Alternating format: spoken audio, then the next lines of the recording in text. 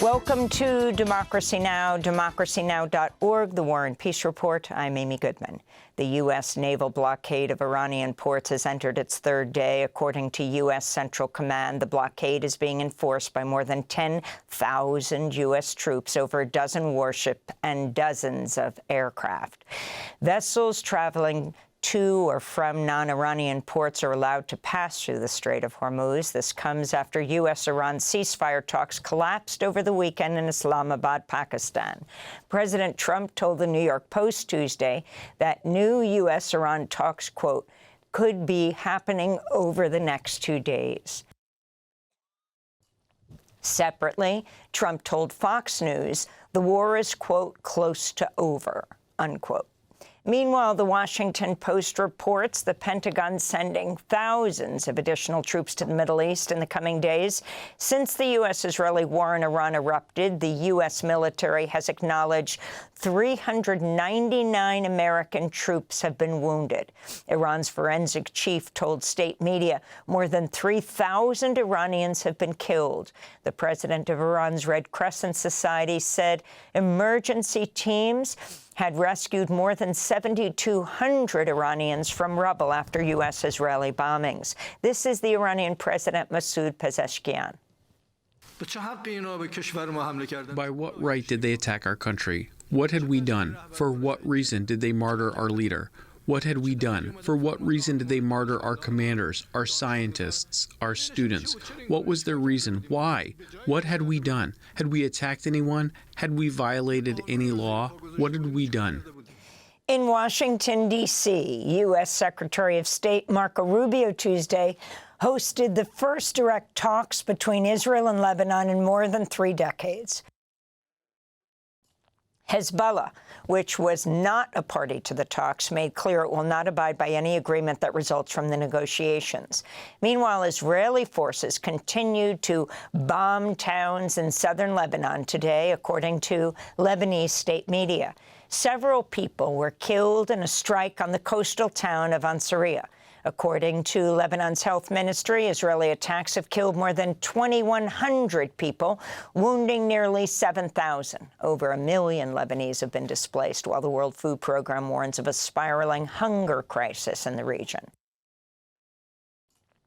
In Gaza, Israeli forces killed at least 11 Palestinians Tuesday, including 2 children, in separate attacks. 4 people were killed, including a 3-year-old, in a strike targeting a police vehicle in Gaza City, with at least 9 bystanders wounded. Later that evening, another Israeli drone strike hit Shati refugee camp, killing several people. Gaza officials say 754 Palestinians have now been killed since October's so-called ceasefire brokered by the U.S. On Tuesday, Palestinians gathered at Al-Shifa Hospital to mourn 3-year-old Yahya al-Malahi, who was killed in an Israeli airstrike. This child, his father had him after girls. He is the only son for his father. What is his fault? What is his crime? He should be wearing a wedding suit today at his cousin's wedding.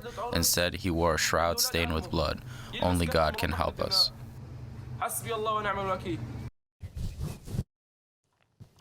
Kuwaiti-American journalist Ahmed Shahab Eldin has been held in a Kuwaiti prison for 6 weeks.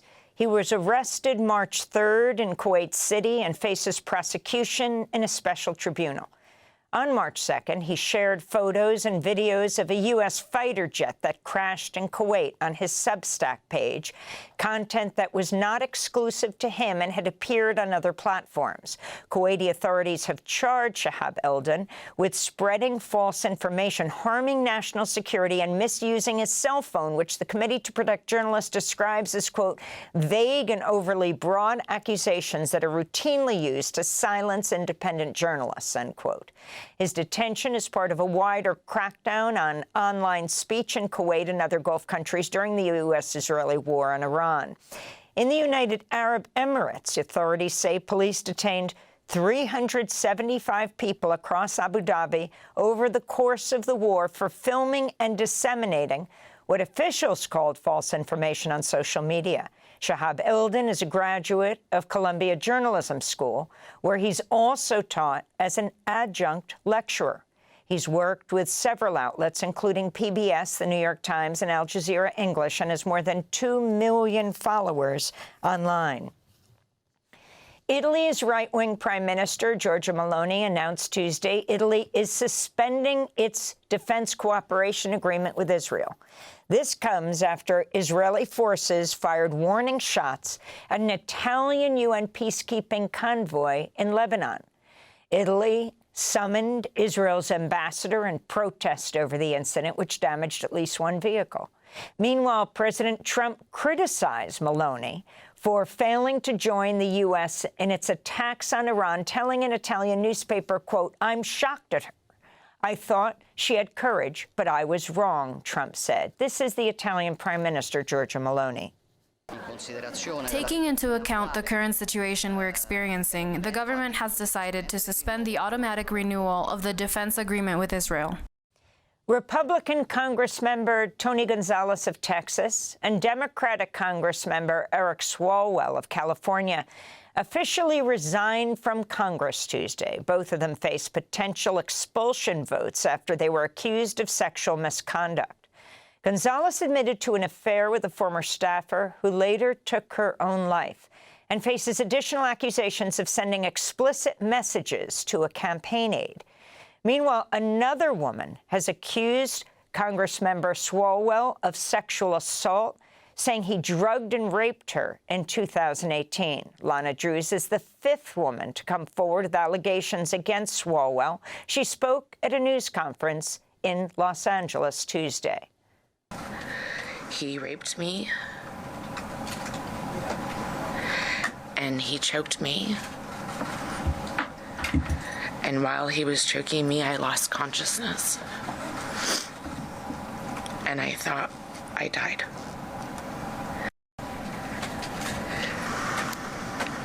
It had a profound impact on my mental health. I self-medicated in an unhealthy way. I did not want to live anymore.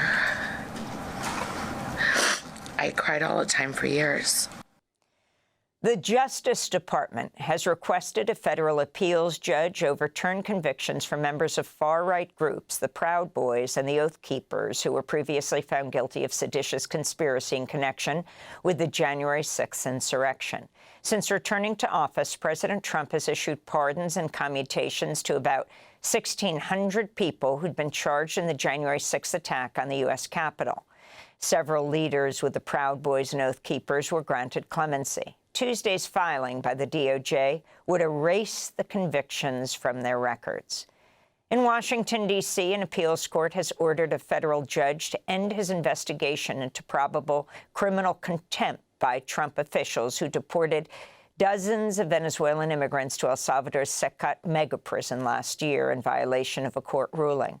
Last March, Judge James Boasberg spurred a year-long standoff with the Trump administration after he ordered federal immigration officials to halt the U.S. deportation flights bound for El Salvador, which they ignored. Judge Boasberg then launched a probe into Trump administration officials, condemning their actions as unlawful. The ACLU's Lee Gallant, who's the lead attorney for the Venezuelan plaintiffs in the case, condemned Tuesday's ruling by the appeals court as, quote, a blow to the rule of law. Gallant said in a statement, quote, the stakes could not be higher if the executive branch is ultimately allowed to avoid accountability for deliberately violating a court order, especially one of this magnitude, Gallant said. In Arizona, opposition is mounting against the Trump administration's plans to build a second border wall. The second barrier would reportedly run parallel to another border wall that's already standing along Arizona and Mexico, cutting through several wildlife refuges, national park sites, and the Thana Atham Nation. Parallel border walls are also reportedly planned in California and New Mexico as part of Trump's crackdown on immigration. And in Tennessee, the NAACP is suing Elon Musk's XAI, accusing the artificial intelligence company of polluting Black neighborhoods with toxic emissions from its makeshift power plant fueling its data centers in Memphis. The lawsuit alleges XAI is violating the Clean Air Act by operating over 24 methane gas-burning turbines without legal permits. The massive XAI data centers are known as Colossus and Colossus 2. To see our coverage of this story, go to our website, democracynow.org. We'll also be doing more on Earth Day. That's next, April 22nd. In related news, Maine's become the first state in the nation to ban large data centers. Maine lawmakers Tuesday approved the statewide measure, which would prohibit the construction of new data centers that use up more than 20 megawatts of power until the fall of 2027. And those are some of the headlines. This is Democracy Now!, democracynow.org, The War and Peace Report. I'm Amy Goodman. Thanks for watching Democracy Now! On YouTube. Subscribe to the channel and turn on notifications to make sure you never miss a video. And for more of our audience-supported journalism, go to democracynow.org, where you can download our news app, sign up for our newsletter, subscribe to the daily podcast, and so much more.